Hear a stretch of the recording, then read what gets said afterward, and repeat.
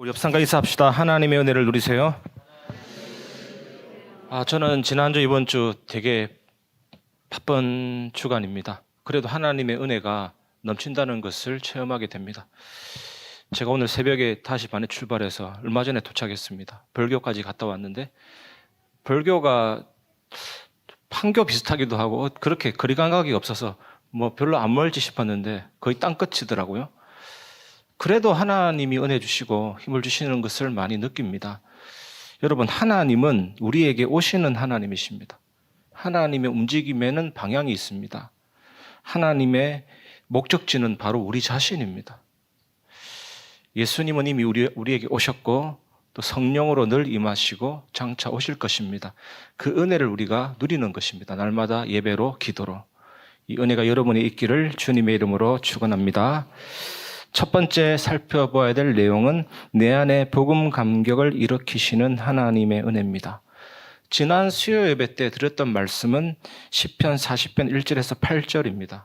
다윗이 고난 가운데서 하나님의 은혜로 구원받은 경험을 개인적으로 노래했다면 오늘 나눌 9절에서 17절은 이 구원을 많은 사람에게 선포하는 내용입니다. 주님의 인자와 긍휼을 구하면서 계속적으로 하나님의 도움을 요청하게 됩니다. 여러분은 안 그러시겠지만 기독교인들 중에 귀로만 듣고 마음으로 듣지 못하는 사람들이 많이 있습니다. 하나님의 음성이 잘 안 들립니다. 우리 교회의 어떤 성도님들의 간증 들어보면 의외로 하나님의 말씀을 잘 적용하는 것, 예배 시간에 어떤 언약을 줬는지 그거 붙잡는 거 잘 안 되는 그런 사람들도 많습니다. 근데 우리 교회는 또 우리 단체는 이런 언약이 잘 전달되고 잘 붙잡을 수 있는 훈련이 잘 되었잖아요. 이렇게 말씀이 안 들리면 시편이 말하는 하나님이 구출하시고 하나님이 건져내시는 그런 경험을 체험하지 못하게 되는 것입니다. 예수님은 마태복음 12장 34절에 이렇게 말씀하셨습니다. 독사의 자식들아, 너희는 악하니 어떻게 선한 말을 할 수 있느냐? 이는 마음에 가득한 것을 입으로 말함이라. 왜 사람들이 사악한 말을 하게 됩니까? 마음이 사악하기 때문에 사악한 말을 하게 됩니다. 마음의 상태에서 말이 나오게 됩니다. 그런데 우리가 하나님의 말씀을 깨닫고 하나님의 말씀으로 내 마음이 깨끗하게 되고 하나님의 말씀으로 내 마음이 개혁되면 이제 내 입으로 하나님의 말씀을 말하게 되고 성취를 말하게 되고 하나님을 찬양하게 되는 것입니다. 그래서 다윗은 이렇게 말합니다. 9절에서 10절입니다. 내가 많은 회중 가운데서 의의 기쁜 소식을 전하였나이다. 여호와여, 내가 내 입술을 닫지 아니할 줄을 주께서 아시나이다. 내가 주의 공의를 내 심중에 숨기지 아니하고 주의 성실과 구원을 선포하였으며 내가 주의 인자와 진리를 많은 회중 가운데서 감추지 아니하였나이다. 감출 수가 없는 것이죠. 저는 잘났다는 생각보다 참 못났음에도 불구하고 때로는 실수와 불신앙을 할 때도 있음에도 불구하고 이 예수 그리스도로 말미암아 나를 용서하시고 치료하고 고치고 만지고 회복하시는 그 은혜를 생각하면 달라질 수밖에 없는 것이죠. 70번씩 7번이라도 용서하라는 말이 490번만 용서하고 그 이후에는 정죄하신다는 내용이 아니거든요. 우리가 언제든지 실수를 할 수 있고 불신앙할 수 있지만 그거 깨닫고 하나님 앞에 회개하면 무한하게 용서해 주시고 죄를 한 번도 지은 적이 없는 자처럼 취급해 주시는 겁니다. 여러분, 이 은혜를 경험하셨습니까? 경험하시기 바랍니다. 이 예수님은 변함없으시다. 이것을 발견하시기 바랍니다. 특히 하나님은 여러분을 사랑하시거든요. 그리스도인이 된다라는 것은 바로 이러한 것들을 경험했다라는 것입니다. 그런데 이런 것을 경험하고도 어떻게 말하지 않을 수가 있습니까? 다윗처럼 말할 수밖에 없는 것입니다. 그리스도 선포할 수밖에 없는 것입니다. 나를 용서하시고 저주와 재앙 가운데서 건져내시고 영적 사실, 세상에 얼마나 많은 영적인 문제가 있습니까? 저는 안 보려고 해도 하루에 한 건씩 보이는데 참 심각한 상황들이 많이 펼쳐져요. 그런 상황 가운데 흑암 가운데서 건져내신 그리스도 어떻게 말하지 않을 수가 있습니까? 인간은 죄 문제 해결 안 되면 반드시 저주와 재앙을 만나게 되어 있습니다. 죄에게 종노릇하면서 끊임없이 유혹하는 마귀의 유혹에 걸려들 수밖에 없죠. 그래서 우리 인간은 영적인 사형수고 이 인생은 집행유예 기간을 살고 있고 결국에는 영혼이 사형당합니다. 그게 영원한 사망, 지옥이잖아요. 그래서 반드시 인간에게는 복음이 필요합니다. 그런데 십자가는 단순히 예수님이 고난당하고 죽으신 상징적인 기호가 아니고 그 십자가는 인간과 하나님과의 놀라운 교환이 일어난 장소거든요.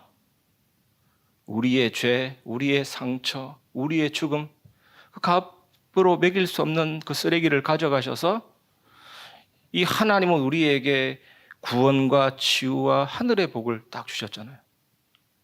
굉장히 합리적이 못하고 엉뚱한 교환처럼 보이지만 하나님의 사랑, 하나님의 은혜인 것입니다.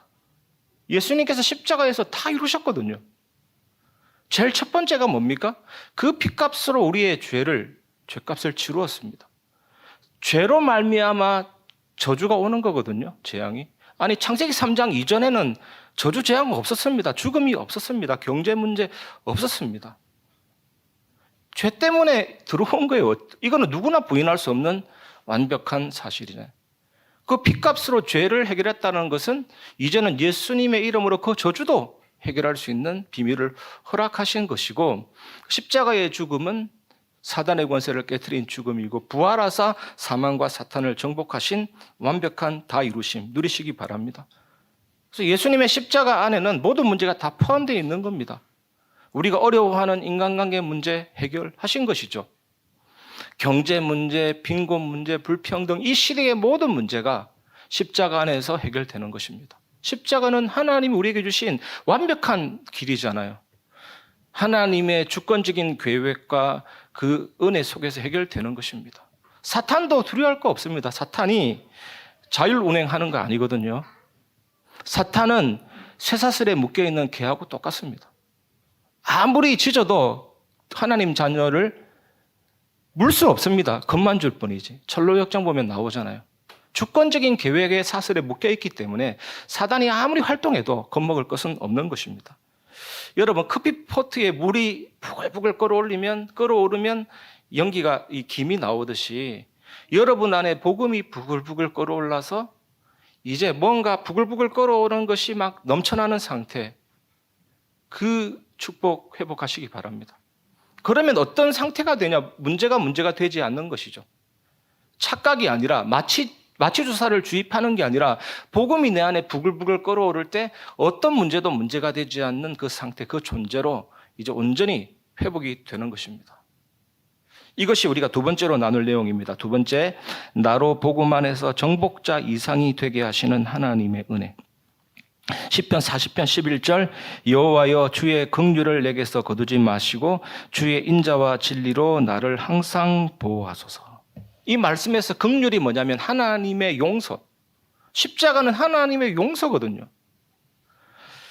이 용서를 제일 많이 체험한 사람 얘기하라 그러면 진짜 단 몇 번 만에 구원받은 사람이 있거든요. 예수님 오른편에 있는 강도.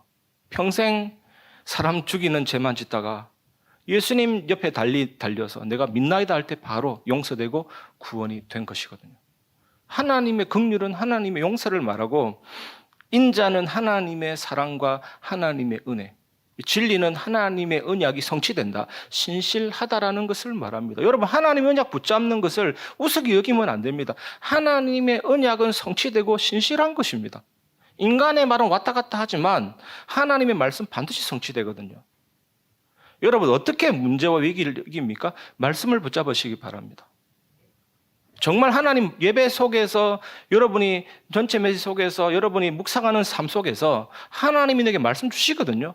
그거 붙잡으면 됩니다. 그게 놀라운 우리가 승리하는 비밀이죠. 그래서 다윗이 뭡니까? 하나님의 용서, 하나님의 사랑, 성취되는 하나님의 말씀으로 나를 보호해 주옵소서. 거의 완벽한 보호를 요구한 겁니다. 더 이상 이것보다 완전한 보호 없습니다. 하나님의 용서, 하나님의 사랑, 하나님의 말씀으로 나를 보호해달라. 그러면 그건 끝인 거거든요. 이 은혜를 꼭 체험하시기 바랍니다. 시편 139편 7절에서 10절 내가 주의 영을 떠나 어디로 가며 주의 앞에서 어디로 피하리까. 이건 하나님의 영원성을 말합니다. 주님의 앞에서는 피할 수가 없어요. 시간 속에 계시면서 시간을 초월하는 그 영원성.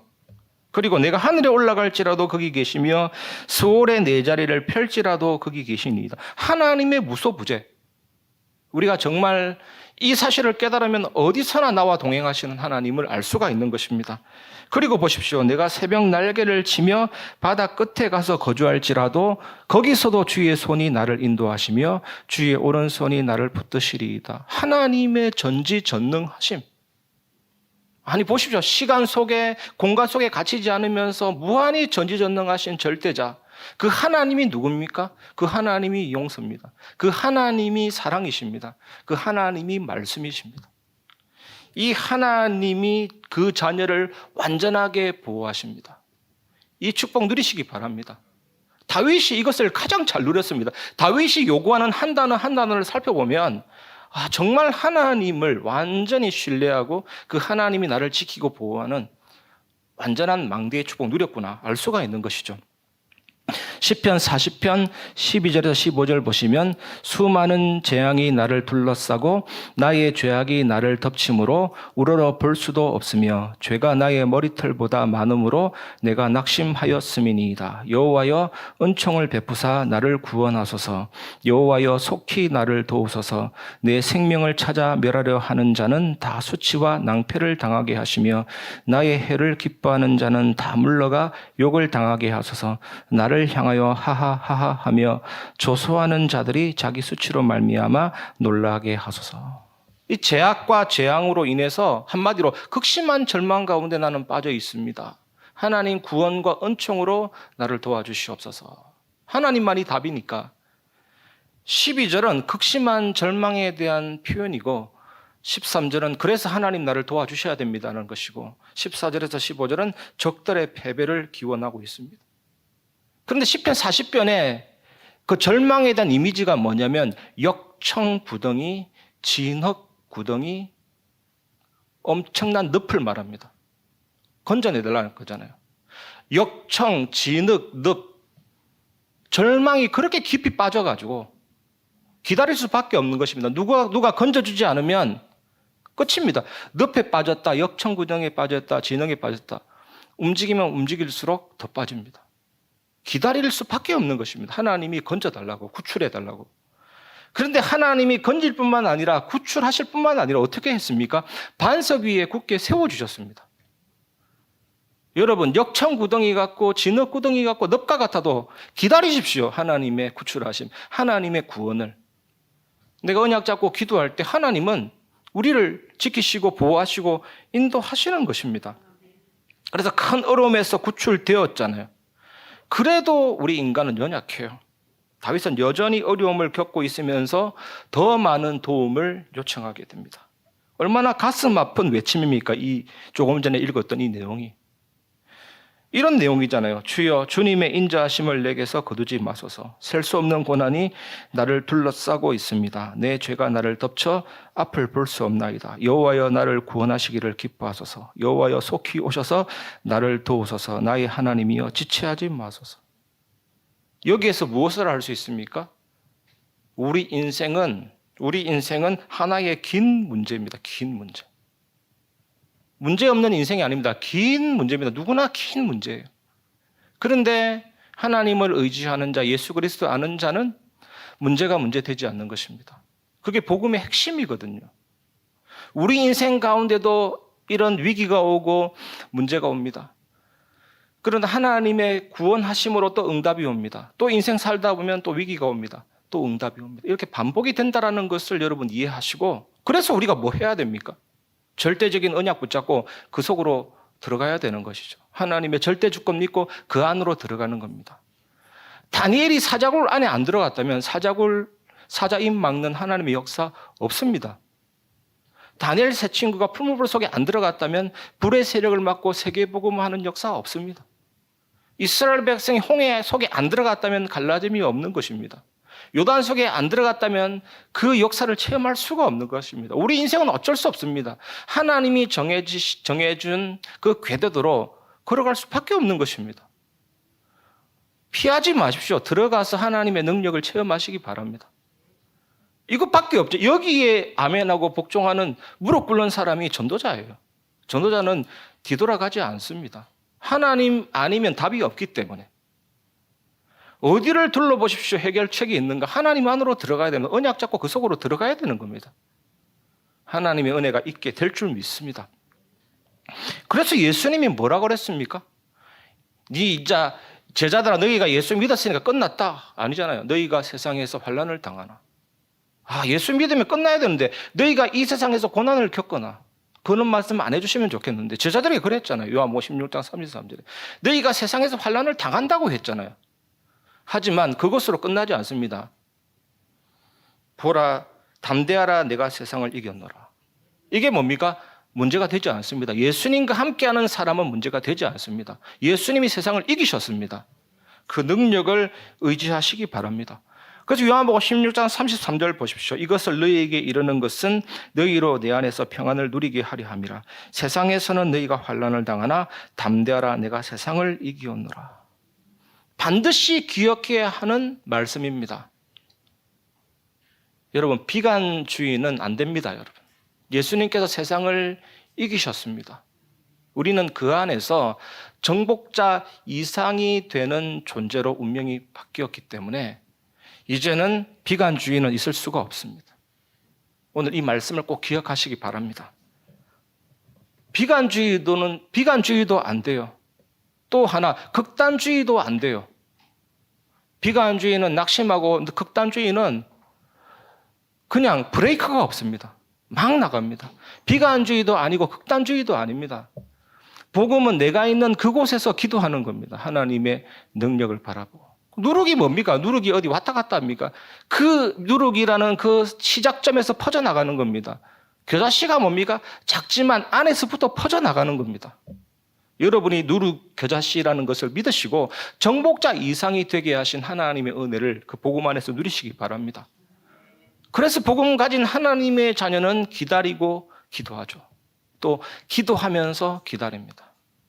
하나님이 그 자녀를 포기하지 않고 반드시 절대 주권으로 역사하십니다. 우리에게 모든 성도님들은 이 은혜를 체험하시기 바랍니다. 앞으로 하나님이 하실 역사가 크다는 사실을 믿으시기 바랍니다. 세 번째, 기도하고 기다릴 수 있게 하시는 하나님의 은혜입니다.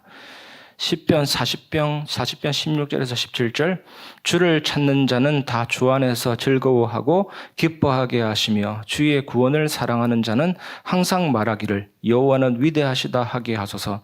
나는 가난하고 궁핍하오나 주께서는 나를 생각하시오니 주는 나의 도움이시요 나를 건지시는 이시라. 나의 하나님이여 지체하지 마소서. 이 말씀은 다윗이 이 시편을 마무리하면서 이제 마지막 부분에 자기 느낀 감정을 이렇게 표현하는 겁니다. 다윗이 시편 40편 보면 굉장한 위기, 역청구더기, 진흙구덩이 같은 위기 속에 있었지만 하나님 앞에 도움을 요청하지만 결코 낙심되는 분위기가 아닙니다. 시편 내용, 다윗이 굉장하게 처절하고 우울한 내용을 많이 고백했지만 결코 낙심하거나 우울된 상태로 한 고백이 아니에요. 왜냐하면 다윗은 이전에도 과거에도 하나님이 역사하신 응답이 많이 있기 때문에 굉장히 낙관적인 어조로 비탄시, 애가, 다윗은 그렇게 고백하고 있습니다. 이 시편 처음에 보면 참을성 있게 다윗이 하나님을 기다렸는데 마지막에도 뭐라고 합니까? 하나님을 기다리죠. 특히 구원을 기다리는 것입니다. 여전히 기다리고 있습니다. 다윗은 가난하고 궁핍하다라고 고백하고 있습니다. 그렇습니다. 우리도 항상 그럴 것입니다. 완전 자족하거나 완전 만족 상태는 없습니다. 항상 부족함을 느끼게 될 것입니다. 그러나 우리는 다윗처럼 주님께서 우리를 생각하고 계시다는 것을 알게 될 겁니다. 주님이 나의 도움이시다. 그렇게 고백하게 될 것입니다. 하나님 자녀니까. 그래서 우리는 고백하게 됩니다. 주님은 나의 도움이시요 나의 구원자이십니다. 오 나의 하나님 지체하지 마소서라고 기도하게 될 것입니다. 오늘 이 시편의 고백이 여러분의 고백이 되고 여러분 삶에 참된 응답이 넘치기를 주님의 이름으로 축원합니다. 말씀을 마무리하겠습니다. 기다린다. 이것은 기도한다라는 의미와 같습니다. 시편 55편 17절 보면 저녁과 아침과 정오에 내가 근심하여 탄식하리니 여호와께서 내 소리를 들으시리로다. 저는 가장 은혜되는 단어가 뭐냐? 여호와께서 내 소리를 들으시리로다.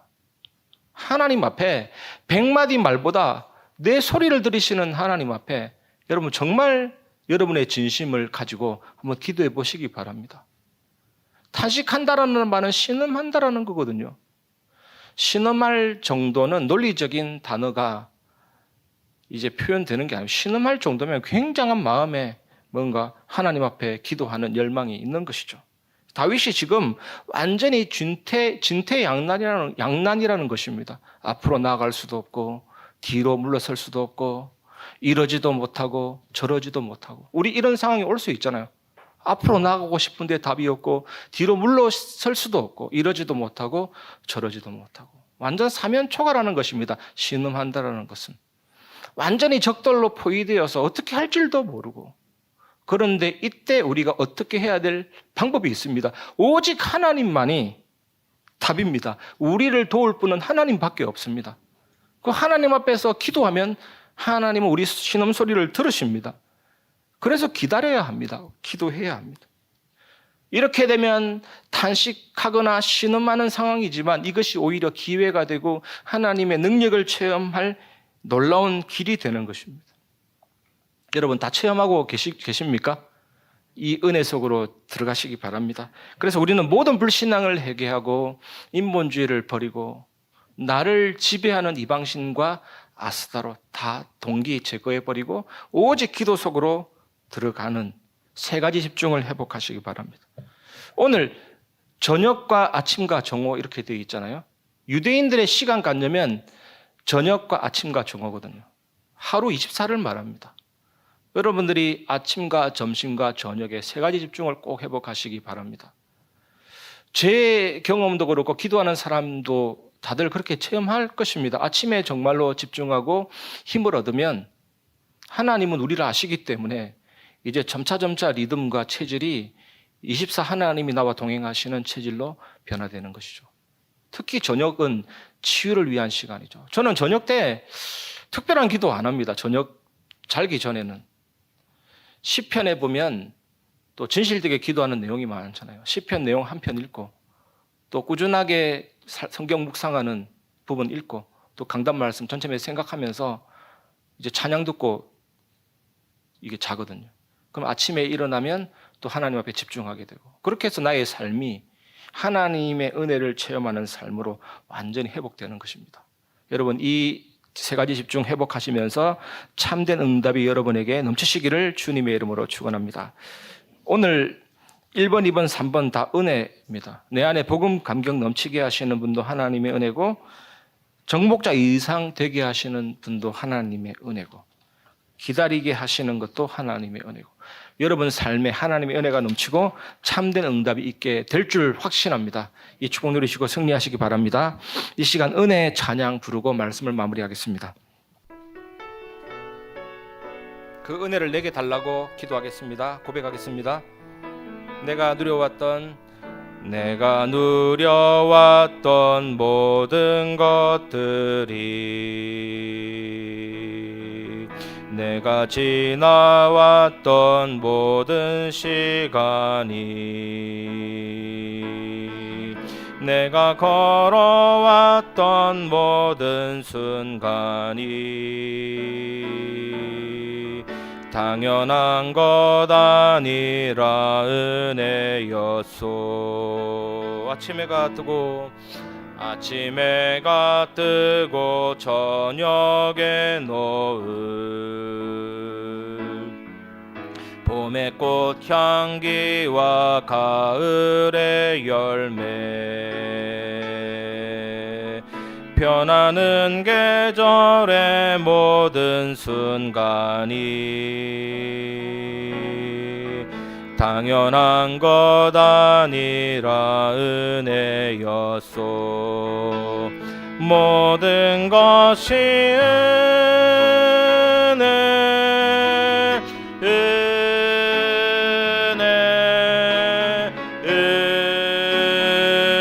한없는 한없는 은혜 내 삶에 당연한 것 하나도 없었던 것을 모든 것이 은혜 내가 이 땅에 태어나 사는 것 내가 이 땅에 태어나 사는 것 어린아이 시절과 지금까지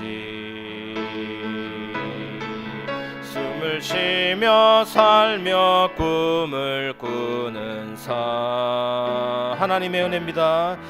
당연한 것 아니라 은혜였소. 내가 하나님의 자녀로 살며 내가 하나님의 자녀로 살며 오늘 찬양하고 예배하는 삶 복음을 전할 수 있는 축복이 당연한 것 아니라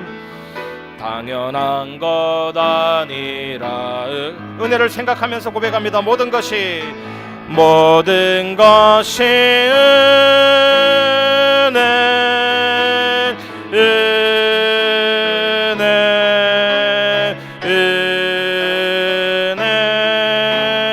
한없는 은혜 내 삶에 당연한 것 하나도 없었던 것을 모든 것이 우리 마지막으로 모든 것이 은혜 고백합니다. 모든 것이 은혜